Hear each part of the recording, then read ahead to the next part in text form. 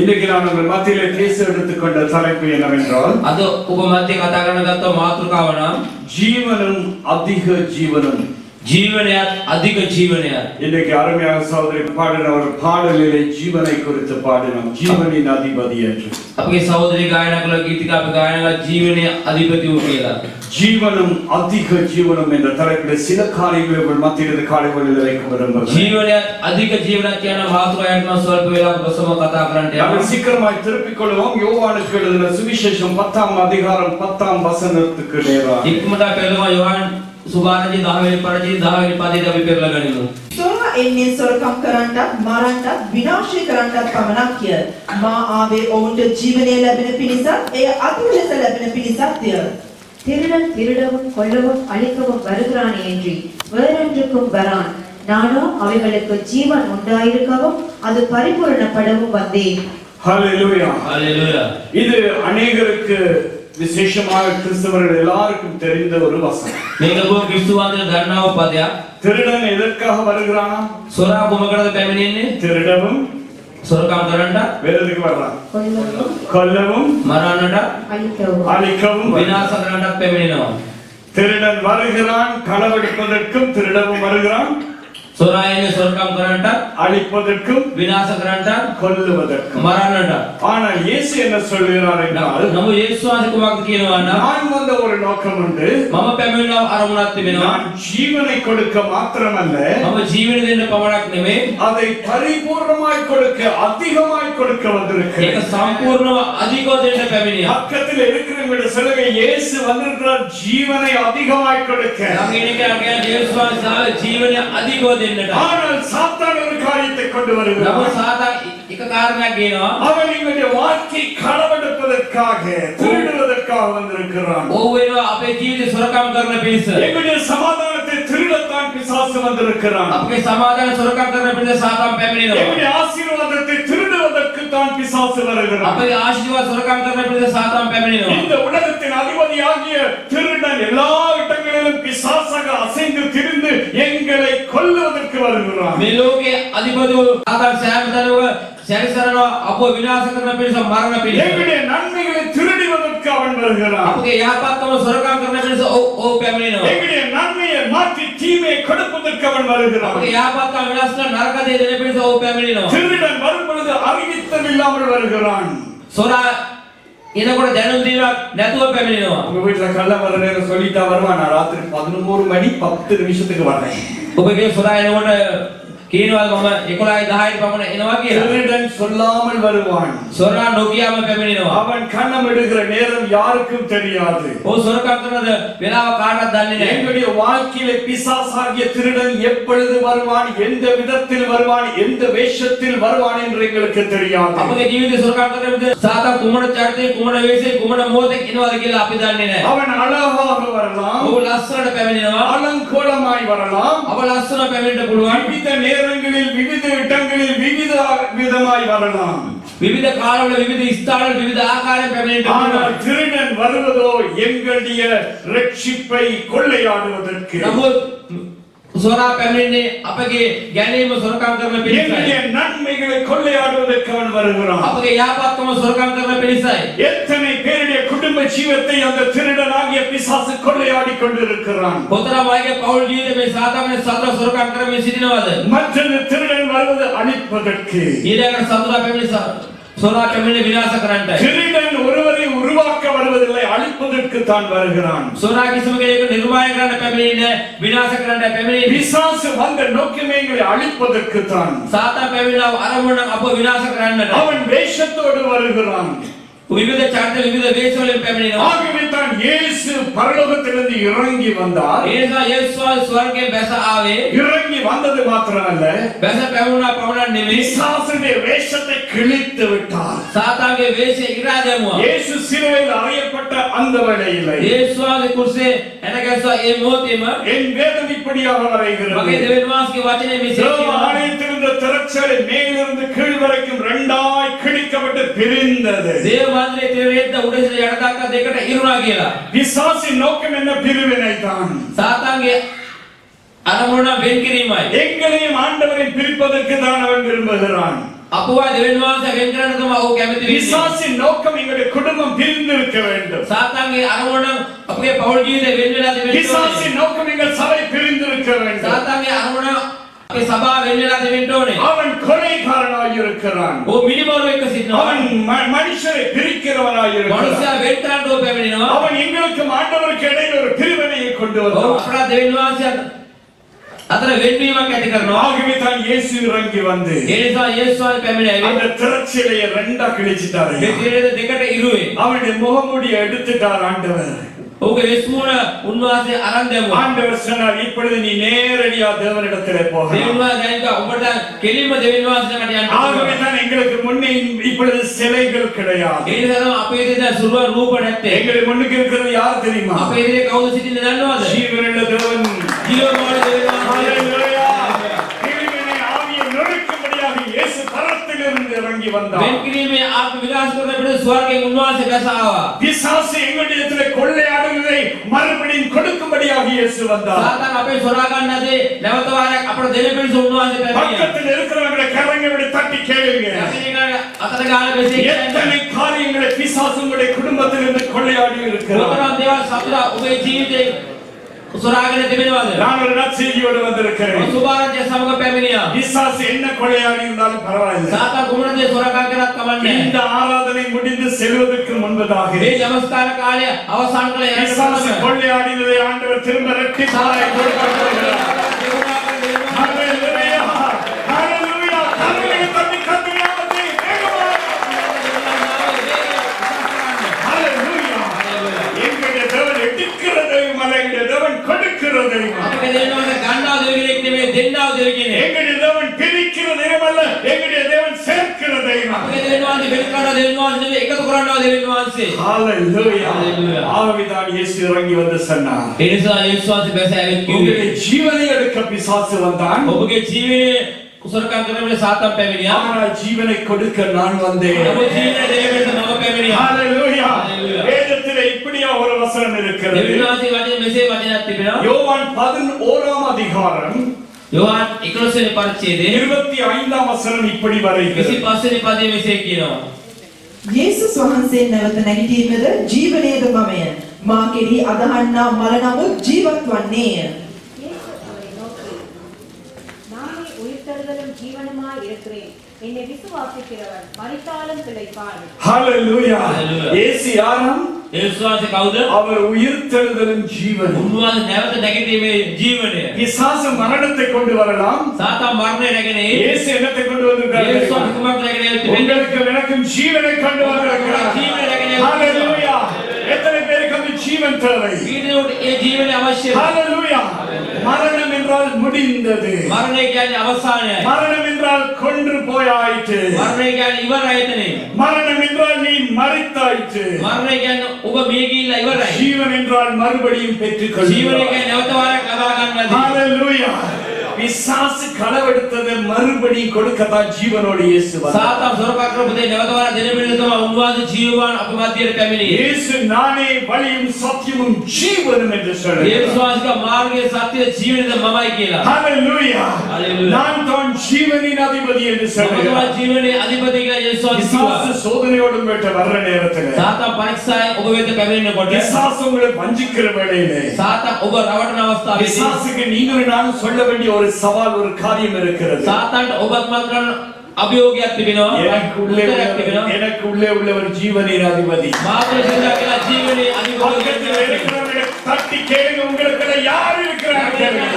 ඔබලක කවුද ඉන්නේ කියලා. சில நேரம் உங்களுக்கு மரணத்தின் அதிபதி இருக்கலாம். සමහර අවස්ථා මරණයේ අධිපති ඔබලගේ அதனால எல்லாம் முடிந்தது. ඒ නිසා සෑම දෙයක්ම අවසානයි කියන්නේ. ஜீவனின் அதிபதி எங்களுக்குள்ள வந்தா ජීවනයේ අධිපති අපලකට ආවොත් அங்க முடிவில்லையா? එතන අවසානයක් அங்க නැහැ. ஒரு புதிய ஆரம்பம் என்று சொல்ல வந்திருக்கிறேன்.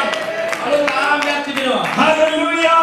பக்கத்தில் இருக்கவங்க சொல்லுங்க, உங்களுக்கு இன்னைக்கு ஒரு புதிய ஆரம்பம். ළඟන කෙනාට කියන්නේ අද ඔබට අලුත් ආරම්භයක් කියලා. உங்களுடைய பழைய வாழ்க்கை எப்படி இருந்தாலும் எனக்கு பரவாயில்லை. ඔබගේ පරණ ජීවිතේ කෙසේ තිබුණත් මට කමක් නැහැ. நான் கொண்டு வந்த நற்செய்தி என்ன මම தெரியுமா? ගෙනාවු සුභ ආරංචිය නම් உங்களுடைய புதிய வாழ்க்கை ஜீவனும் அதிஜீவனுமாய் இருக்கிறது. ඔබගේ අලුත් ජීවිතයක් අධික ජීවිතයක් වෙනවා. ஹalleluya. Hallelujah. அந்த ஜீவனை பரிபூர்ணப்படுத்துவதற்காக இயேசு வந்தார். මේ ජීවිතය සම්පූර්ණ කරන පිණිස උන්වහන්සේ පැමිණියා. சாத்தானுடைய வேலை என்ன தெரியுமா? සාතාගේ කාර්යය කුමක්ද? எப்படியாவது எங்களை ஏமாற்ற வேண்டும். කොහොමද අප රවට්ටන එක. ஆதி முதல் அவன் ஏமாற்றினவனாய் இருந்தான். ආරම්භයේ සිට ඔහු අප රැවටුවා. ஆனா அதே மாதிரி தான் இன்னைக்கு விசுவாசிகள் நிறைய பேர் ஏமாந்து போறது. අදට ඒ සිට බොහෝ ඇදලිවන්තයන් රැවටෙනවා. பார்க்கிறதுக்கு அழகாக இருக்கும். බලන්න ලස්සනව තිබෙනවා. ஆனா உள்ளுக்கு என்ன தெரியுமா? නමුත් ඇතුලේ කුමක්ද அது තිබෙන්නේ? உண்மையான தங்கம் அல்ல. ඒක සැබෑව රත්තරන් இந்த නෙමෙයි. அழகானதெல்லாம் பார்த்து ஏமாந்து போறது. ලස්සනව දැකලා අපි රැවටෙනවා. உலகத்துல பார்க்கிற நேரம் பிசாசு அழகானதெல்லாம் காமிப்பான். ලෝකේ සාතා ලස්සන දේවල් ගොඩාක් අපිට පෙන්නනවා. ஆதாம் ஏவாளுக்கு அந்த பழத்தை அழகா காமிச்சான். ආදාම ඒවට ඵලයේ ලස්සනට පෙන්නුවා. அவன் பார்க்கிற நேரம் அழகா இருந்தது அவருடைய கண்களுக்கு. බලන වෙලාව ලස්සනට තිබුණා දැස් වලට. நல்ல கண்ணாடியை போட்டு பாருங்க இந்த மாதிரி. අපි කන්නඩි දාගෙන බලන්න හොඳට. அழகா இருக்கான்னு பாருங்க. ලස්සන දේවල් බලන්න. அழகானதெல்லாம் நல்லதல்ல. ලස්සන දේවල් ඔක්කොම යහපත් නෙමෙයි. பிசாசு அப்படித்தான் இன்னைக்கு அநேகருக்கு வேடிக்கை காண்பித்துக் கொண்டிருக்கிறான். සාතා මේ ආකාරයට තමයි ලස්සන නාට්‍ය පෙන්නන්නේ. அநேகருடைய வாழ்க்கையை அவன் திருடிக் கொண்டிருக்கிறான். බොහෝ අය ජීවිත සොරකම් කරනවා. விசுவாசிகளுடைய நேரத்தை திருடுகிறான். ඇදලිවන්තයන්ගේ කාලය සොරකම් කරනවා. நேரம் இல்லை. කාලය வேத ලැබෙන්නේ பாடத்துக்கு வர்றதுக்கு நேரம் இல்ல. மத்த உலகத்தில் இருக்கிற எல்லாம் செய்வதற்கு நேரம் உண்டு. බයිබල් පාඩම් වලට එනට වෙලාව නැහැ. ලෝකේ සෑම දෙයක් කරන්න වෙලාවක් තිබෙනවා. பிசாசு காமிக்கிற கிமிக் என்பதை மறந்து விட வேண்டாம். සාතාන් පැවැන්දන මැජික් එක අමතක කරන්න එපා. விசுவாசிகள் ஏமாந்து போகிற கடைசி நாட்கள் இது. ඇදලිවන්ත රැවටෙන අවසාන කාලය මේක. நேரம் இல்லை. වෙලාව නැහැ. இன்னைக்கு எல்லாருக்கும் பிஸி. අද බොහෝ අය බිසි කාර්යවල. நீங்களும் பிஸியானு கேளுங்க. ළඟට කෙනා ඔබත් කාර්ය බහුලද? வேத பாடத்துக்கு டிரான்ஸ்போர்ட் கொடுத்தாலும் வர்றதுக்கு பிஸியா? බයිබල් පාඩම් වලට ගමනාගමන පස්ව දුන්නත් ඔබ බිසිද? இது பிசாசுகளை காண்பிக்கிறதான நாடகம் ஐயா. මේ සාතාන් ඔබට පෙන්නනවා නාට්‍යයක්. இயேசு நாடகம் காண்பிக்க வரவில்லை. இயேசு ஜீவனை காண்பிக்க යේසුස් வந்தார். නාට්‍ය වෙන්නට ආවේ ජීවනය වෙන්නට ආවේ. அது பரிபூர்ணமாய் செய்ய ඒක வந்திருக்கிறார். සම්පූර්ණ කරන්න උන්වහන්සේ පැමිණි. விசுவாசிகள் நேரமில்லை என்று மாத்திரம் சொல்லக்கூடாது. ඇදලිවන්ත වෙලාව නැහැ කියලා පමණක් කියන්න நேரம் එපා. இல்லாவிட்டாலும் ஆண்டவருக்காக நேரத்தை உருவாக்க வேண்டும். වෙලාව නැත්නම් දෙවියන් වහන්සේ වෙන වෙලාව නිර්මාණය කරන්න ඕනේ. பிசாசு சாபத்தை கொண்டு வருகிறார். සාතාන් සාපේ කියනවා. அருமை தேவஜனமே, අපුරු දෙවියන් වහන්සේ என் ජනතාවට தெய்வம் சாபத்தை கொடுக்க வந்த தெய்வம் அல்ல. මගේ දෙවියන් වහන්සේ සාපේ දෙනවා දෙවියන් වහන්සේ නෙවෙයි. வேதத்திலிருந்து ஒரு வசனத்தை வாசிக்க දෙවියන් போகிறோம். වහන්සේ වචනයක් කොටසක් කියවමු. உபாகமம் 30 அதிகாரம் 19 வசனம். ජීවිතේ කතා 30:19. මා විසින් ජීවනය හා මරණයද ආශිර්වාදය හා පාපයද නුඹලා ඉදිරියේ තැබූ බවට අද නුඹලාට විරුද්ධව සාක්ෂි පිණිස අහසටත් පොළොවටත් හඬගසමි. එබැවින් නුඹත් නුඹේ වංශයත් ජීවත්ව සිටින පිණිස ජීවනය තෝරාගෙන ස්වාමින් වහන්සේ නුඹේ පියවරුන් වන ආබ්‍රහම්ටද ඊසාක්ටද යාකෝබද දෙන හැටියට ඔවුන්ට දෙව්ල භූමිය මත පිට නුඹ වාසය කරන පිණිස නුඹේ දෙවියන් ස්වාමින් වහන්සේට ප්‍රේම කොට උන්වහන්සේගේ හඬට කීකරු වී උන්වහන්සේට ඇලුම්ව සිට පන්න. நான் ஜீவனையும் மரணத்தையும் ஆசீர்வாதத்தையும் சாபத்தையும் உனக்கு முன் வைக்கிறேன் என்று உங்கள் மேல் வானத்தையும் பூமியை என்று சாட்சி வைக்கிறேன். ஆகையால் நீயும் உன் சந்ததியில் பிழைக்கும்படிக்கு நீ ஜீவனை தெரிந்து கொண்டு வேதம் இப்படியாக வரைகிறது. දෙවියන් වහන්සේ වචනේ මෙසේ ලියනවා. ஆண்டவர் ரெண்டு காரியங்களை எங்கள் முன்னதாக வைக்கிறார். දෙවියන් වහන්සේ කාරණා දෙකක් අපේ ඉදිරියේ තිබෙනවා. ஒன்று ஜீவன், மற்றது மரணம். එකක් ජීවනය එකක් මරණය. பிசாசு கொண்டு வருகிறது மரணத்தை.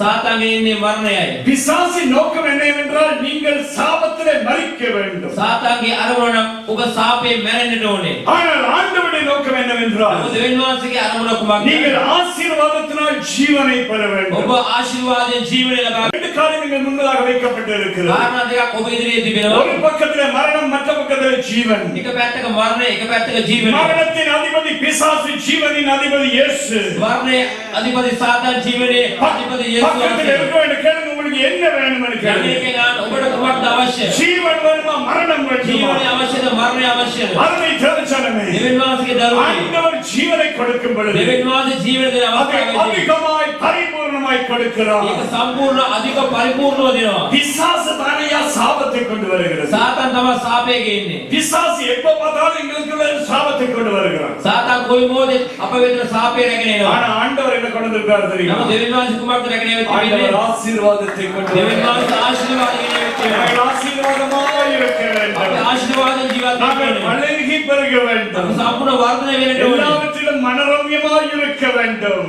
සෑම මොහොතකම ප්‍රීතියෙන් සිටින්න ඕනේ. எப்பொழுதும் உற்சாகமாய் இருக்க සෑම வேண்டும். මොහොතේ පිවිදීමේ සිටින්න எப்பொழுதும் ඕනේ. முன்னேறி செல்ல வேண்டும். සෑම මොහොතකම ඉදිරියට ගමන් කරන්න ඕනේ. எப்பொழுதும் வளர வேண்டும். සෑම මොහොතකම වර්ධනය වෙන්න ஆனா ඕනේ. பிசாசுடைய வேலை என்ன தெரியுமா? නමුත් සාතන්ගේ කාර්යය කුමක්ද? எங்களை வளர்ச்சி குன்றி இருக்க வைப்பது. අපගේ වර්ධනය අඩු කරන එක. நாங்கள் கீழ்நோக்கி போவதுதான் பிசாசுடைய நோக்கம். අපි බිමට යන එක තමයි සාතන්ගේ අරමුණ. ஆனா ஆண்டவருடைய நோக்கம் என்ன தெரியுமா? නමුත් දෙවියන් වහන්සේගේ අරමුණ කුමක්ද? நாங்கள் ஆசீர்வாதமாய் இருக்கணும். අපි ආශිර්වාදයෙන් සිටින්න ඕනේ. ஆசீர்வாதம் மட்டும்தான் எங்களுடைய ஆண்டவருக்கு தெரியும். ආශිර්වාදයේ පමණයි අපේ දෙවියන් වහන්සේට දන්නේ. பிசாசுக்கு தெரிஞ்சது ஒரே ஒரு காரியம் சாபம் தான். සාතන් දන්න එකම එක දෙයක් තමයි සාපය. பக்கத்தில் இருக்கிறவங்க சொல்லுங்க, ළඟ ඉන්නලාට කියන්න.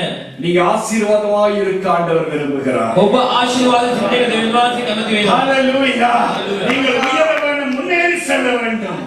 ඔබ වර්ධනය වෙන්න ඕනේ, ඉදිරියට ගමන් කරන්න ඕනේ. எல்லா காரியத்திலும் நீங்கள் வாழ்ந்து இருக்க வேண்டும் என்று கர்த்தர் விரும்புகிறார். සෑම දෙයකම ඔබ වර්ධනය වෙන්න ඕනේ දෙවියන් වහන්සේ කැමති වෙනවා. சிலர் இப்படி சொல்லுவாங்க, සමහරක් අය මෙහෙම කියනවා. ஆண்டவர் எங்களை சோதிக்கிறார். දෙවියන් වහන්සේ අප පරීක්ෂා කරනවා. ஆண்டவர் சோதிக்கிறது உண்மைதான். දෙවියන් වහන්සේ පරීක්ෂා කරන එක ඇත්ත. சோதனைக்கு இடம் கொடுக்கிறது உண்மை. පරීක්ෂාවට ඉඩ දෙන එක ඇත්ත. எங்களுடைய தெய்வம் தீமையினால் ஒருபோதும் சோதிப்பதில்லை. අපේ දෙවියන් නරක දේ, නපුරු දේ අප පරීක්ෂා කරන්නේ சில නැහැ. நாட்களுக்கு முன்பு ஒரு சகோதரி என்னிடம் வந்து இப்படி சொன்னால் யார் என்ற பெயரை கேட்டு விடாதீர்கள். සමහර කාලේ ප්‍රථම ඇවිල්ලා එක සහෝදරයෙක් මෙසේජ් කිව්වා ඒ සහෝදරියගේ නම අසන්නට එපා. இந்த புருஷனுக்காக ஜெபிச்சு வந்தேன். මගේ ස්වාමි පුරුෂයෙක් යාඥා කරගෙන ආවා. கடைசியில மண்டே உடைச்சிட்ட ஆண்டவர் கொண்டார். අවසානයේදී ඔළුව පළල දෙවියන් වහන්සේ රැගෙන ආවා. அந்த மனுஷன் அந்த சாட்சியை கேட்டா சபைக்கே வர மாட்டான். මේ මනුස්සයා මේ සාක්ෂිය ඇසෝ සභාවට එන්නේම නැහැ. எங்களுடைய தேவன் கையையும் காலையும் தலையும் உடைச்சு கொண்டு வர்றார். අපගේ දෙවියන් වහන්සේ අතපය කඩලා ඔළුව කඩලා ගෙනින්නේ නැහැ. எங்கள் தேவன் தீமை நினைக்கிறவர் அல்ல. අපගේ දෙවියන් වහන්සේ නපුරු දේ සිතන්නේ නැහැ. சாபத்தை கொண்டு வருவர் அல்ல. සාපේ රැගෙන ඉන්නේ නැහැ. எங்களுடைய தேவன் ஆசீர்வாதத்தை අපගේ நினைக்கிறவர். දෙවියන් වහන්සේ ආශිර්වාද සීකරන්නේ. அவர் ஜீவனை நினைக்கிறவர். ජීවනයේ සීකරන්නේ. ஆசீர்வாதம் என்ற ஜீவனையா. ආශිර්වාදය කියන්නේ ජීවනයයි. ஆமென். ආමේන්. ஹalleluya. හalleluya. எத்தனை சந்தர்ப்பங்களை நாங்கள் இழந்திருக்கிறோம். කොතරම් අවස්ථාවන් අපි අහිමි කරගත්තා. நாங்கள் தேவனுடைய ஆசீர்வாதத்தின் ஜீவனை பெற வேண்டும் අපේ என்றால் දෙවියන් වහන්සේ ආශිර්වාද ජීවනය ලබා ගන්න ඕන அந்த නම් வார்த்தையை கேட்க வேண்டும். ඇයි දෙවියන් වහන්සේ වචනේ අසන්න ඕනේ. சிலர் சபைக்கு வருவாங்க, සමහරක් අය සභාවට එනවා வார்த்தை கேட்பாங்க, වචනේ අසනවා இங்கதான் உட்கார்ந்து இருப்பாங்க. මෙතන ඉඳගෙන ඉන්නවා ஒரு காதுல கேட்டு வெளியே போறேன்னு மத்த காதுல போய் එක කනකින් ආලා එළියට යනකොට අනිත් කනෙන් පිටත් වෙනවා. உள்ளே கிரியை செய்வது கிடையாது. ඇතුලේ ක්‍රියා කරන්නේ නැහැ. அதனால தான் வாழ்க்கையில முன்னேற்றம் இல்லை. ඒ නිසා ජීවිතේ වර්ධනයක් නැත්තේ. ஆகவே தான் ஆசீர்வாதம் இல்லை. ඒ නිසා තමයි ආශිර්වාද නැත්තේ. ஆகவே தான் செழிப்பு இல்லை. ඒ නිසා සඵලත්වයක් නැත්තේ. ஆகவே தான் நீண்ட முகத்தோட போய் இருக்கிறது.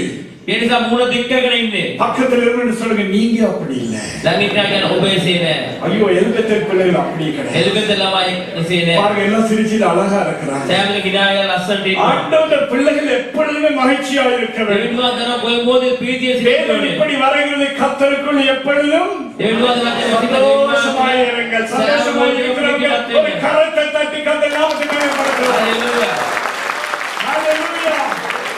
துக்கமானாலும் வேதனையானாலும் பெற்றுக்கொண்டாலும் இழந்து போனாலும் கர்த்தருக்குள்ளே மகிழ்ச்சியாய் දුක இருப்போம். තිබුණත් වේදනාවක් තිබුණත් අපි ලබාගත නැතත් උන්වහන්සේගේ ප්‍රීතිය සිටිමු. காரணம் என்ன தெரியுமா? හේතුව කුමක්ද? எங்களுக்கு உள்ளே இருக்கிறவர் ஜீவனின் அதிபதி. අප තුළ සිටින ජීවනයේ ஹalleluya. எங்களுக்குள்ளே மரணத்தின் அதிபதியாய் இருந்தா தாயா எப்பொழுது நீண்ட முகத்தோடு இருக்கிறது. අප තුළ මරණයේ අධිපති සිරියොත්තා හැම මොහොතේ මුණ දික් කරගෙන சின்ன ஒரு ඉන්නවා. பிரச்சனை வந்தவே சபைக்கு வர்றது கிடையாது. උඩා ප්‍රශ්නයක් ආව සභාවට එන්නේ නැහැ. மற்றவங்களோடு திடீரென்று கோபிச்சு கொள்றது மன்னிக்க முடியாது. අන්න සමග ඉක්මනට තරහා එන තමාව දෙන්නේ නැහැ. காரணம் என்ன தெரியுமா? හේතුව කුමක්ද? இன்னும் வெளிப்படுத்தல் வரவில்லை. තාමත් එළිදරව්ව පැමිණිලා නැහැ. கருப்புக்கும் வெள்ளைக்கும் இடையில அடையாளம் தெரிஞ்சு கொள்ளவில்லை. කළු සුදු අතර තිබෙන වෙනස අපි දැනගත්තේ නැහැ. வெளிச்சத்துக்கும் இருளுக்கும் இடையில இருக்கிற வித்தியாசத்தை இன்னும் அறிந்து கொள்ளவில்லை. அந்த வெளிப்படுத்தல் வரவில்லை. අන්ධකාරයට ආලෝකයට තිබෙන වෙනස අපි දැනගත්තේ නැහැ. ඒ ජීවන එළිදරව්ව නැහැ. ஜீவனின் அதிபதி கொண்டு வருகிறது வெளிச்சம் ஐயா. ජීවනයේ අධිපති කියන්නේ ආලෝකයයි. உலகத்துக்கு அவர் ஒளியாய் இருக்கிறார். ලෝකේ උන්වහන්සේ ආලෝකවත් වෙනවා. எங்களுக்குள்ள ஒளி வந்தா இருள் அகன்று போகும். අප තුල ආලෝකය පැමුණොත් අන්ධකාරය ඉවත් වෙනවා. ஆனால் அந்த காரியங்கள் வாழ்க்கையில் நடக்க வேண்டும் என்றால் නමුත් මේ දේවල් අපේ ජීවිතේ සිදු எங்களுடைய වෙන්න ඕන குடும்பம் ஆசீர்வாதமாக இருக்க வேண்டும் என்றால் අපේ පවුල ආශිර්වාදවත් සිද්ධ ඕන නම් நாங்கள் ஜீவனை பெற்றுக் கொள்ள வேண்டும் අප என்றால் ජීවනය ලබා ගන්න ඕන නම් வசனம் எங்களுக்குள்ள வரணும். වචනේ අප තුල පැමිණෙන්න ඕනේ. வசனம் கிரியை செய்யணும் ஐயா. වචනේ ක්‍රියා කරන්න ඕනේ. எத்தனை பேருக்கு தெரியுமோ தெரியாது, කී දෙනෙකුට දන්නවද දන්නේ නැහැ මම. ஆண்டவருடைய ஒவ்வொரு வார்த்தையிலும் அதிகாரம் உண்டு. දෙවියන් වහන්සේ සෑම වචනේම ආධිපත්‍යයක් තිබෙනවා. வெளிச்சம் உண்டாக கடவுள்னு சொன்னனே சூரியன் சந்திரன் எல்லாம் வந்துருச்சான். ආලෝකය වේවා කිව්ව අවස්ථාවෙම චන්ද්‍රයා සූර්යයක් පැමිණියා. ஆண்டவருடைய வார்த்தை உங்களுக்குள்ள சரியா வந்தா දෙවියන් වහන්සේ වචනේ ඔබ තුල හරියට පැමුණොත් இருளான காரியங்கள் அகன்று வெளிச்சம் இன்றைக்கு ஆரம்பமாகும் ஐயா. අන්ධකාර දේවල් ඉවත් වෙලා ආලෝකය අද ඔබ තුල ආරම්භ වෙනවා. வசனத்தை கேட்க வேண்டும். වචනය අසන්නට ඕනේ. வசனத்துக்கு கீழ்ப்படிய வேண்டும். වචනේ කීකරු වෙන්නට ඕනේ. 10 வருஷம் சபைக்கு போனேன். අවුරුදු 10ක් සභාවට ගියා. குடும்பத்துல சாபம் என்று சொன்னால் ඒ පවුලේ සාපේ නම් இன்னும் இருளுக்கும் ஒளிக்கும் இடையில இருக்கிற வித்தியாசத்தை அறிந்து கொள்ளவில்லை. තවත් ආලෝකයට අන්ධකාරයට තිබෙන වෙනස ඔබ තේරුම් ගන්න. மரணத்துக்கும் ஜீவனுக்கும் இடையில இருக்கிற வித்தியாசத்தை நீங்கள் அறிந்து கொள்ளவில்லை என்று அர்த்தப்படுகிறது. මරණයට ජීවිතේ තිබෙන වෙනස ඔබ තේරුම් ගත්තේ නැහැ කියනවා ඒ තේරුමයි. எத்தனை சந்தர்ப்பங்களை இழந்து போனீர்கள். කොතරම් අවස්ථාවක් ඔබ අයින් இந்த කරගත්තද? நாளிலே අද දවසේ ஆண்டவருடைய வார்த்தைக்கு உங்களை ஒப்புக் கொடுப்பீர்கள் දෙවියන් என்றால் වහන්සේ වචනයට ඔබ කැප කරනවා නම් நீங்கள் ඔබ உங்களுக்குள்ள ஜீவனையும் அதிக ஜீவனையும் பெற்றுக் ඔබ கொள்வீர்கள். තුළ ජීවනය අධික ජීවිතය ඔබ ලබා ගන්නවා. யாக்கோபுக்கு எழுதின நிருபம் 1ஆம் அதிகாரம் 13ஆம் வசனம் இப்படி சொல்லுகிறது. යාකෝබ් 1:13 මෙසේ කියනවා. යමෙක් පරීක්ෂා කරනු ලබන කල මම දෙවියන් වහන්සේගෙන් පරීක්ෂා කරනු ලැබෙමි නොකියාවා. මක් නිසාද දෙවියන් වහන්සේ නපුරෙන් පරීක්ෂා කරනු ලබන්නට නොපුළුවන. උන්වහන්සේම කිසිවෙකු පරීක්ෂා නොකරනසේක. சோதிக்கப்படுகிற எவனும் நான் தேவனால் சோதிக்கப்படுகிறேன் என்று சொல்லாதிருப்பானாக. தேவன் பொல்லாங்கினால் சோதிக்கப்படுகிறவர் அல்ல, ஒருவனையும் அவர் சோதிக்கிறவரும் அல்ல. ஹalleluya. හalleluya. எங்களுக்கு ஒரு சோதனை வரும்போது நாங்க சொல்றோம் முதல் காரியம் என்ன தெரியுமா? අපේ පරීක්ෂා කරනවා සාදී ප්‍රථම කුමක්ද කියන්නේ දන්නවද? ஆண்டவர் தான் இந்த காரியத்தை செய்தார். දෙවියන් වහන්සේ මේ දේ කළේ. நன்மையாக இருந்தாலும் தீமையாக இருந்தாலும் ஆண்டவர் தான் செய்தார். යාපත කළා නපුරු කළා මේක දෙවියන් වහන්සේ කළේ කියනවා. எங்களுடைய தேவன் தீமையினால் எங்களை சோதிக்க மாட்டார். අපගේ දෙවියන් වහන්සේ නපුරෙන් අපව පරීක්ෂා කරන්නේ எங்களுடைய නැහැ. தேவனுக்கு தெரிந்ததெல்லாம் ஒரே ஒரு காரியம் தான், අපගේ දෙවියන් දන්නේ එකම එක දෙයයි. அன்பு. ප්‍රේමය. எங்கள் இயேசு அன்பானவர். අපගේ දෙවියන් වහන්සේ ප්‍රේමණය அவருடைய දෙවියන් அன்பு වහන්සේ. கீழாக உலகத்தில் வேற ஒரு அன்பும் இல்லை. යේසුස් වහන්සේ ප්‍රේමයේ සමාන කිසිම ප්‍රේමයක් මේ ලෝකේ නැහැ. ஆகவே தான் பரலோகத்திலிருந்து பூலோகத்துக்கு மாம்ச உருவம் எடுத்து வந்தார். ඒ නිසා ස්වර්ග රාජ්‍යයේ සිට මේ ලෝකේ මාංශාකාර වුණාද පැමිණියේ. ஆனால் சோதனை வருவதற்கு இடம் கொடுப்பார், ஆனால் அவர் தீமையினால் சோதிப்பது இல்லை. පරීක්ෂා පැමිණෙන උන්වහන්සේ ඉඩ දෙනවා. නමුත් උන්වහන්සේ නපුරෙන් අප පරීක්ෂා කරන්නේ නැහැ. சிலர் இப்படியாக சொல்லுவார்கள், පාරකයි මෙසේ කියනවා. எங்களுக்கு இருக்கிறதுல நாங்கள் கொஞ்சம் திருப்தியாக இருப்போம். අපි තිබෙන දේ අපි තෘප්තිමත් වෙනවා කියලා. ஆண்டவருடைய நோக்கம் என்ன தெரியுமா? දෙවියන් වහන්සේගේ අරමුණ කුමක්ද? நாங்கள் ஜீவனை பெற்று பழுகி பெருக வேண்டும். අපි ජීවනය ලබාගෙන ඊටම සඵලවත් වෙන්නට ඕනේ අපි. இன்னும் முன்னே செல்ல வேண்டும். තවත් ඉදිරියට යන්න ඕනේ. ஆகவே தான் ஜீவனையும் அதன் பரிபூரணத்தையும் எங்களுக்கு தருகிறார். ඒ නිසා ජීවනයත් ඒකේ සම්පූර්ණත්වයට උන්වහන්සේ අපට දෙන්නේ. ஆசீர்வாதத்தை மாத்திரம் பெற்றா போதாது, ආශිර්වාද කමඩ ලබා ගන්නට මාදී. ஆசீர்வாதம் இன்னும் பழுகி பெருக வேண்டும். ආශිර්වාදය තවත් වර්ධනය වෙන්නට ඕනේ. 1 தீமோத்தேயு 6ஆம் அதிகாரம் 9ஆம் வசனம் இப்படி வருகிறது. 1 තිමෝති 6:9 මෙසේ කියනවා. නමුත් ධනවත් වන්ට ආශා ඇත්තෝ පරීක්ෂාවකද මලපතකද මනුෂ්‍යයන් නාස්තිය විනාශය දිරවන්නා වූ අඥාන වූ අන්තරා සහිත බොහෝ තෘෂ්ණාවලට වැටෙන්නෝය. ஐஸ்வர்யவான்களாக விரும்புகிறவர்கள் சோதனையிலும் கண்ணியிலும் மனுஷரை கேட்டிலும் அழிவிலும் அமழ்த்துகிற மதிக்கேடும் சேதவுமான பலவித இச்சைகளிலும் விழுகிறார்கள். මක්නිසාද වස්තු තෘෂ්ණාව සියලු ආකාර නපුරේ මුලක්ය. பண ஆசை எல்லா தீமைக்கும் வேறாய் இருக்கிறது. இந்த இடத்துல நாங்கள் பார்க்கிறோம், මේ ස්ථල අපි දකිනවා. முதலாவது நான் சொன்னேன், நாங்கள் எல்லாவற்றிலும் நாங்கள் வளர வேண்டும். ප්‍රථම මම සෑම දෙයකින්ම අපි වර්ධනය වෙන්නට ඕනේ. ஆவிக்குரிய ஜீவிதத்தில் உயர வேண்டும், ආත්මික ජීවිතයත් අපි උසස් වෙන්නට ඕනේ. பண விஷயத்துல உயர வேண்டும், මුදල් අතින් උසස් වෙන්නට ඕනේ. வியாபாரத்துல உயர வேண்டும், ව්‍යාපාරයෙන් උසස් වෙන්නට ඕනේ. தங்களுடைய சரீரத்துல உயர வேண்டும், තමන්ගේ ශරීරයේ උසස් වෙන්නට ඕනේ. சமாதானத்திலே அதிகரிக்க வேண்டும். සමාදානය වර්ධනය වෙන්නට ඕනේ. சந்தோஷம், சமாதானம், நீடிய பொறுமை, மனரம்யம் எல்லாவற்றிலும் அது அதிகரிக்க வேண்டும். සමාදානයේ ඉවසීම විවාහයේ සෑම දෙයක්ම වර්ධනය වෙන්නට ඕනේ. வாழ்க்கையில எல்லா காரியத்திலும் நாங்கள் முன்னேறி செல்ல வேண்டும் என்று ஆண்டவர் விரும்புகிறார். ජීවිතේ සෑම දෙයක්ම වර්ධනය වෙන්න ඕන උන්වහන්සේ කැමති වෙනවා. இந்த இடத்திலே பவுல் அப்போஸ்தலன் தீமோத்தேயுவுக்கு எழுதுகிற காரியம் என்னவென்றால், පියාසුද පෞල් තිමෝතියට ලියන දේ නම් அந்த சபையில் அநேக ஐஸ்வர்யவான்கள் இருந்தார்கள். ඒ සභාවේ බොහෝ වස්තුවන්තයන් සිටියා. அவர்களை பார்த்து சொல்லுகிற பண ஆசை எல்லா தீமைக்கும் வேறானது. ඔවුන්ට කියන මුදල් ආසාව සෑම පාපයෙන් වෙනස් පාපයක් කියලා. அருமை தேவச்சனமே, දෙවියන් වහන්සේ දරුවනේ ஏனென்றால் பணத்துக்கு பின்னே போய் கொண்டிருந்தாங்க. அதுல மாத்திரம் வளர்ந்தா போதும்னு நினைக்கிறாங்க. අපි මුදල් පාසේ දීවොත් මේකෙන් පමණක් වර්ධනයක් ඇති කියලා අපි සිතනවා. சிலருக்கு அப்படிதான், பணம் மாத்திரம் போதும். සමහරකට මුදල් පමණක් ඇති. அது ஒரு டெம்பரரி, தற்காலிகமான ஆசீர்வாதம். මේක తాවකාලික ආශිර්වාදයක්. பணத்துக்கு பின்னே போறது. මුදල් පස්සේම යනවා. வெள்ளிக்கிழமை ஒருத்தர் சொன்னார், வெள்ளிக்கிழமைக்கு வேலைக்கு போகாட்டி ஓவர் டைம் கிடைக்காது பாஸ்டர். සිකුරාදා වලට ගියේ නැත්තම් පොට යන ලැබෙන්නේ නැහැ කියලා කිව්වා. நான் அவர்கிட்ட சொன்னேன், மாலையில பார்த்து ஒரு பார்ட் டைமும் தேடி கொள்ளுங்க. අපි කිව්වා මේ අවශ්‍ය පාර්ට් ටයිම් එකක් හොයාගන්න කියලා. ஆண்டவர் வர்ற நேரம் சொல்லுங்க, இவ்வளவு சம்பாதிச்சு வச்சிருக்கேன். දෙවියන් වහන්සේ පැමිණ අවස්ථාව කියන්නේ මෙතරම් හම්බ කළා කියලා. பணத்துக்கு பின்னுக்கு மட்டும் தான் ஓடுறது. මුදල් පස්සේ පමණක් දුවන. ஆவிக்குரிய ஜீவிதத்தை பத்தி கவலையே கிடையாது. ආත්ම ජීවිතේ කිසිම සැලකීමක් නැහැ. ஆண்டவருடைய ஆசீர்வாதம் என்றால் දෙවියන් වහන්සේ ආශිර්වාදය නම් ஆவியிலே வளருங்கள், ආත්මේ වර්ධනය වෙන්න, சமாதானத்திலே வளருங்கள். සතුටේ වර්ධනය වෙන්න. உங்களுடைய வாழ்க்கையில நீங்க எல்லா காரியத்திலும் நீங்க வளர்ந்து முன்னேறி செல்ல வேண்டும். ඔබගේ ජීවිතේ සෑම දෙයකම ඔබ වර්ධනය වෙලා ඉදිරියට යන්න ඕනේ. அதுதானே ஜீவன். ඒක තමයි ජීවනය. ஹalleluya. Hallelujah. அதுதானே ஜீவன். ඒක තමයි ජීවනය. ஐஸ்வர்யவான்களை பார்த்து சொல்லுகிற, நீங்க திருப்தியா இருங்க, ஏனென்றால் உங்களுக்கு நிறைய பணம் இருக்கிறது. පෝසත් අධ්‍යයවල දෙවියන් වහන්සේ කියනවා ඔබ තෘප්තිමත් වෙන්න ඔබට බොහෝ මුදල් තිබෙනවා. ஹalleluya. Hallelujah. சிலருக்கு எல்லா காரியத்திலும் திருப்தி கிடையாது. සමහරකට බොහෝ දේවල් තෘප්තිමත් භාවයක් නැහැ. எல்லா காரியத்திலும் இன்னும் தேடிக்கொண்டே இருக்க வேண்டும். තවත් හොයාගෙනම ඉන්නට ඕනේ. இன்னும் கொஞ்சம் பேர் இப்படி இருக்கிறாங்க, තවත් සමහරකට මෙසේ සිටිනවා. கொஞ்சம் இருந்தா போதும், පොඩ්ඩක් තිබුණොත් ඇති. ஆண்டவர் இவ்வளவு கொடுத்தார் போதும். දෙවියන් වහන්සේ මෙච්චර දුන්න ඇති. எங்கள் ஆண்டவர் இவ்வளவு கொடுக்கிற கஞ்சத்தன தெய்வம் அல்ல. අපගේ දෙවියන් වහන්සේ මෙච්චර දෙන ලෝභ දෙවි කෙනෙක් නෙමෙයි. எங்கள் ஆண்டவர் நிறைய அள்ளி கொடுக்கிறவர். ஹalleluya. ගොඩාක් දෙන දෙවි කෙනෙක්. நாங்கள் வளர வேண்டும் ஐயா. වර්ධනය වෙන්නට ඕනේ. எல்லா காரியத்திலும் முன்னேற வேண்டும் என்றால் සෑම දෙයක්ම ඉදිරියට යන්න ඕනේ අපි. உங்களுடைய குடும்பம் முன்னேறி செல்ல வேண்டும். ඔබගේ පවුල ඉදිරියට යන්න ඕනේ. சில நேரம் எங்க பிள்ளைகளை பார்த்து, සමහරක අපේ දරුවන් දිහා நீ බලලා 4ாம் கிளாஸ் படிச்சிருக்கிறேன், ඔබ හතරවෙනි පන්තියට එකක් ඉගෙනගෙන තිබෙනවා. அது போதும். ඒක ඇති. யாராவது சொல்றீங்களா? මේක කවුරු හරි කියයිද? நீங்க பாப்பீங்க, அதுல வளரணும். ඔබ බලලා මේකේ වර්ධනය වෙන්න ඕනේ. 10ாம் கிளாஸுக்கு போகணும், 10වෙනි පන්තියට යන්න ඕනේ. 12ாம் கிளாஸுக்கு போகணும், 12වෙනි පන්තියට යන්න ඕනේ. பல்கலைக்கழகசாலைக்கு போக வேண்டும், විශ්වවිද්‍යාලයට යන්න ඕනේ.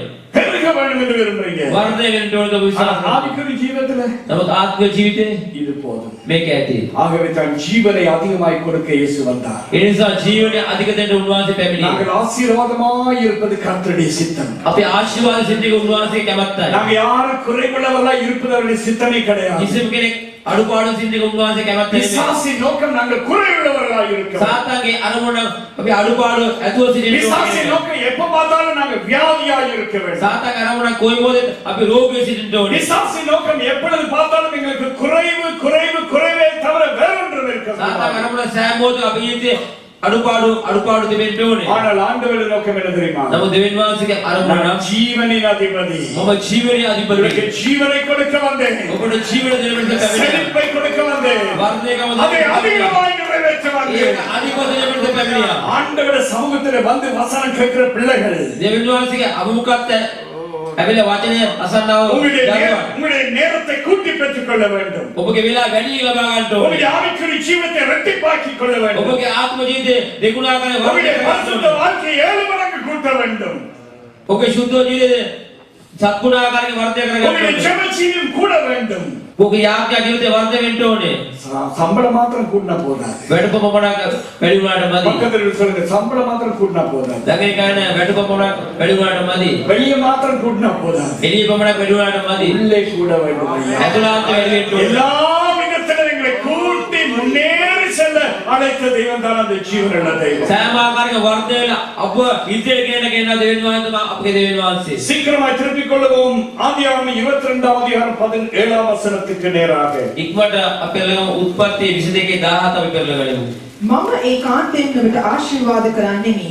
අහසේ තාරකා මෙන්ද මුහුදු වෙරළේ වැලි මෙන්ද නුඹේ වංශය බොහෝ සෙයින් වැඩි කරන්නෙමි. නුඹේ වංශය තමන්ගේ සතුරන්ගේ දොරටු හිමි කරගන්නේය. நான் உன்னை ஆசீர்வதிக்கவே ஆசீர்வதித்தேன்.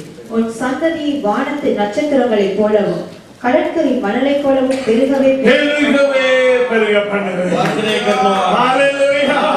ஆண்டவர் உங்களையும் உங்கள் பரம்பரையும் எப்படி செய்ய போகிறாரோ උන්වහන්සේ ඔබගේ පරම්පරාව කෙසේ කරන්න යනවද? பிசாசு சிறுக பண்ணுகிறவன் என் தெய்வமோ பெருக பண்ணுகிறவர்கள் இருக்கிற இடத்துல எழுந்து வர. ஹalleluya. ஹalleluya.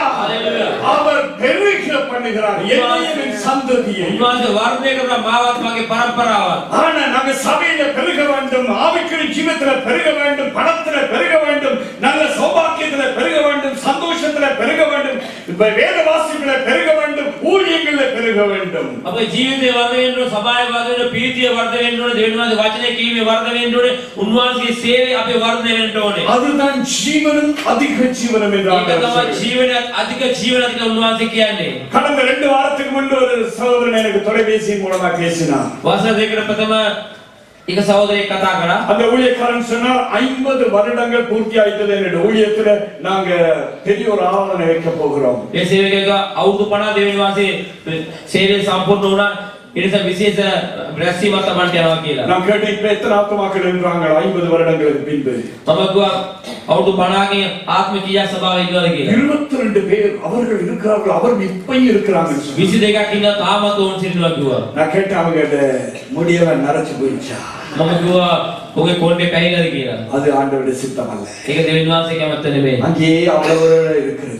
එතනම එසේම සිටින එක. சபை பழுகி பெருக வேண்டும், සභාව වර්ධනය වෙන්න ඕනේ. உங்கள் குடும்பம் பெருக வேண்டும், ඔබගේ පවුල් වර්ධනය වෙන්න நீங்கள் ඕනේ. ஆசீர்வாதமாய் இருக்க வேண்டும், ආශිර්වාද දෙන්න இன்னும் ඕනේ. ஆத்மாக்கள் வந்து ரட்சிப்படைய வேண்டும், තවත් ආත්මයල ගැලීම ලබා ගන්න ඕනේ. உங்களுடைய குடும்பத்திலே ஆசீர்வாதம் நிரம்பி வழிய வேண்டும். ඔබගේ පවුලේ ආශිර්වාද වර්ධනය உலக වෙන්න ஜனங்கள் ඕනේ. உங்களை பார்க்கும் பொழுது நீங்கள் விசுவாசி கிறிஸ்தவன் என்று காண வேண்டும். ලෝකේ ජනතාව ඔබ දෙස බලනකොට ඔබ දෙවියන් වහන්සේගේ දරුවෙක් ඇදහිවත් நான் இப்படியா விசுவாசிக்கிறேன், என் தெய்வம் அவர் ஐஸ்வர்யம் உள்ள தெய்வம். මම මෙසේ විශ්වාස කරනවා මගේ දෙවියන් වහන්සේ පෝසත් දෙවියෙක් කියලා. பக்கத்தில் இருக்கிறவங்க சொல்லுங்க, அவர் கொடுக்கிற ஐஸ்வர்யம் உள்ள தெய்வம். ළඟේ ගන්න උන්වහන්සේ දෙන්නා පෝසත් දෙවියෙක් කියලා. அவர் சமாதானத்தை கொடுக்கிற ஐஸ்வர்யமாய் கொடுக்கிறவர். උන්වහන්සේ සමාදාන පෝසත් දෙවියෙක්. அவர் சந்தோஷத்தை ஐஸ்வர்யமாய் கொடுக்கிறவர். උන්වහන්සේ ප්‍රීතිය පෝසත් ලෙස දෙනවා. தேவ ஞானத்தை வேதாகமத்தை ஐஸ்வர்யமாய் கொடுக்கிறவர். උන්වහන්සේ ඥානය උන්වහන්සේ වචනේ පෝසත් ලෙස උන්වහන්සේ ගොඩක් දෙනවා. ஊழியங்களை ஐஸ்வர்யமாய் கொடுக்கிறவர். සේවය ගොඩක් පෝසත් ලෙස උන්වහන්සේ දෙනවා. நாங்க இது போதுன்னு மட்டும் சொல்லிட்டு இருக்கிறோம். මේකේ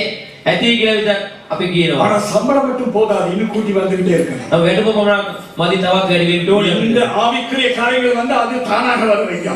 ආත්ම ජීවිතේ පැමිණෙන මේක ඉබේම පැමිණෙනවා. அவர் ஜீவனை கொடுக்கும் பொழுது சம்பூர்ணமாய் கொடுக்கிறார். උන්වහන්සේ ජීවිතේ දෙන අවස්ථාවේ සම්පූර්ණව දෙනවා. சீக்கிரமா நாங்கள் திருப்பிக் கொள்வோம். ඉක්මනට අපි පෙරලා ගනිමු. ஆதியாகமம் 1 அதிகாரம் 28 வசனம். උත්පත්ති 1:28 අපි කියමු. දෙවියන් වහන්සේ ඔවුන්ට ආශිර්වාද කළසේක. දෙවියන් වහන්සේ ඔවුන්ට කියනසේ නුඹලා බෝ වී වැඩමින් පොළව පූර්ණ කොට ඒක යටත් කරගනි. මුහුදේ මත්ස්‍යයන්ද කෙරෙහිද ආකාශයේ පක්ෂීන් කෙරෙහිද පොළොව පිට හැසිරෙන සියලු සතුන් කෙරෙහිද අධිපතිකම් කරව යයි කීසේක. பின்பு தேவன் அவர்களை நோக்கி, நீங்கள் பருகி பெருகி பூமியை நிரப்பி அதை கீழ்ப்படுத்தி சமுத்திரத்தின் மச்சங்களையும் ஆகாயத்து பறவைகளையும் பூமியின் மேல் நடமாடுகிற சகல ஜீவ ஜந்துக்களையும் ஆண்டு கொள்ளுங்கள் என்று சொல்லி தேவன் அவர்களை ஆசீர்வதித்தார். தேவன் அவர்களை දෙවියන් ஆசீர்வதித்தார். වහන්සේ ඔවුන්ව ආශිර්වාද කළසේක. பிசாசு அவர்களை சபித்தான், தேவன் அவர்களை ஆசீர்வதித்தார். සාතන් උන්ට සාප කළා. දෙවියන් වහන්සේ උන්ට ආශිර්වාද ஒரு කළා. காலத்திலே உங்களுடைய என்னுடைய குடும்பத்திலே பிசாசின் சாபம் இருந்தது. එක කාලයක් ඔබේ මගේ පවුල සාතන්ගේ සාපේ තිබුණා. ஆனால் ஆசீர்வாதத்தின் அதிபதி வந்து எங்களை ஆசீர்வதித்தார். නමුත් ආශිර්වාදයේ අධිපති ඇවිල්ලා අපට ආශිර්වාද කළා. ஆகவே தான் சங்கீதக்காரனாகிய தாவீது இப்படியாக ඒ வரைகிறார். නිසා ගීතිකාකාරයාට දාවිත් මෙසේ ලියන්නේ சங்கீதம் 115 12 வசனம் முதல். ගීතාවල 115 12 සිට අපි කියමු. ස්වාමින් වහන්සේ අප සිහි කළසේක. අපට ආශිර්වාද කරනසේක. கர்த்தர் நம்மை இணைத்திருக்கிறார். கர்த்தர் நம்மை நினைத்திருக்கிறார். දෙවියන් වහන්සේ අපව සිහි කළසේක. பக்கத்தில் இருக்கிறவங்க சொல்லுங்க, ළඟ ඉන්න අය කියන්න. இயேசு உங்களை நினைத்தபடியா தான் நீங்க இங்க வந்திருக்கீங்க. යේසුස් වහන්සේ ඔබ සිහි කළ නිසා තමයි ඔබ මේ ස්ථානයේ සිටින්නේ. இல்லாட்டி சினிமா கொண்டே உட்கார்ந்திருப்பீங்க. නැත්නම් සිනමා ශාලාවේ ඔබ සිටි. இயேசு உங்களை நினைத்தபடியா தான் நீங்க இங்க வந்திருக்கீங்க. යේසුස් වහන්සේ ඔබ සිහි කළ නිසා තමයි ඔබ මේ ස්ථානයේ வாசிங்க. සිටින්නේ. ஆ. කියවන්න. கர்த்தர் நம்மை இணைத்திருக்கிறார். ஆ. அவர் ஆசீர்வதிப்பார். ம். இஸ்ரவேல் குடும்பத்தாரை ஆசீர்வதிப்பார். ஹalleluya. அவர் ஆரோன் குடும்பத்தாரை ஆசீர்வதிப்பார். கர்த்தருக்கு பயப்படுகிற பெரியோரையும் சிறியோரையும் ஆசீர்வதிப்பார். උන්වහන්සේ ඊශ්වරය වංශයට ආශිර්වාද කරනසේක. උන්වහන්සේ ආරෝන්ගේ වංශයට ආශිර්වාද කරනසේක. ස්වාමින් කෙරෙහි බය ඇති ලොකු කුඩා සියල්ලන්ට උන්වහන්සේ ආශිර්වාද කරනසේක. ஹalleluya. தேவனுக்கு பயப்படுகிறவர்கள் பெரியவர்களாக இருந்தாலும் சிறியவர்களாக இருந்தாலும் அவர்களை ஆசீர்வதித்து அதிகமாய் கொடுப்பார். දෙවියන් වහන්සේ බය වෙන කුඩා අය ලොකු අය වුණත් උන්වහන්සේ ඔවුන්ට ආශිර්වාද කරනවා. ஹalleluya. நீங்க சின்ன தொழில் செய்யலாம், ඔබ කුඩා රැකියාව කරන්න பெரிய පුළුවන්. தொழில் செய்யலாம். ලොකු රැකියාව කරන්න පුළුවන්. ஆண்டவருக்கு பயப்பட்டால் දෙවියන් වහන්සේ බය වුණොත් வேதத்தின்படி දෙවියන් වහන්සේ වචන ප්‍රකාරයට வாக்குத்தத்தத்தின்படி පොරොන්දුවේ அவர் ප්‍රකාරයට ஆசீர்வதிக்கவே ආශිර්වාද කරනවා. அவர்களை பரிகரிக்க அவர்களை பரி சொல்லுவோம்.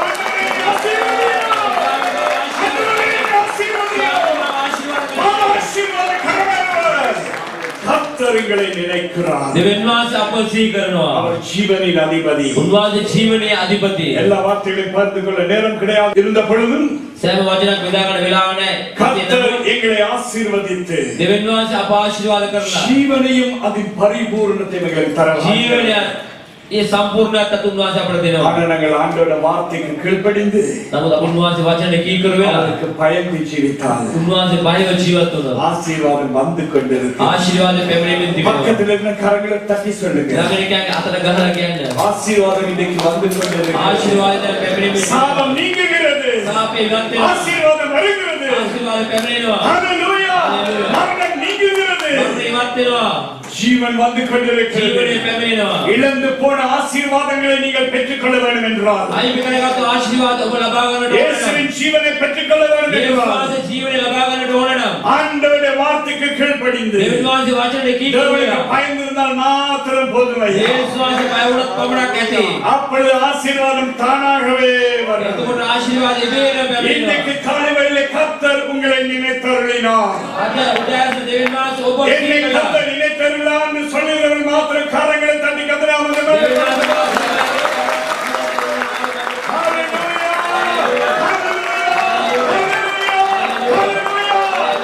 ஆண்டவர் நினைத்தால் மாத்திரம் போதுமையா. උන්වහන්සේ සීකරොත් පමණක් ඇති. சூழ்நிலை தலைகீழாய் மாறும். වාතාවරණ උඩු යටි කරවත වෙනස් என் වෙනවා. தெய்வத்தால் ஆகாதது ஒன்றுமில்லை. මගේ දේවාලේ කරන්න බැරි දෙයක් නැහැ. சூழ்நிலைகளை மாற்றுகிற ஒரே தெய்வம் இயேசு. වාතාවරණ වෙනස් කරන එකම දෙවියන් වහන්සේ යේසුස් உங்கள் වහන්සේ. குடும்ப ஜீவியத்தின் காரியங்களை மாற்ற ஒரே நிமிடத்தில் அவரால் முடியும். කවුරුන්ගේ වාතාවරණ වෙනස් කරන එකම ශරීරයෙන් කරන්න පුළුවන්. ஜீவியத்தின் அதிபதி මගේ ජීවනයේ අධිපති උන්වහන්සේ. ஜீவனையும் அதை பரிபூர்ணமாய் செய்து முடிக்கும். ජීවනයත් ඒක සම්පූර්ණ උන්වහන්සේ කරනවා. யாவர் ஒரு விசை எழுந்து நின்று සෑම දෙයක නැගිට සිටින මොහොත எங்களை கர்த்தருக்கு ஒப்புக் கொடுப்போம். අපි උන්වහන්සේට කැප කරමු.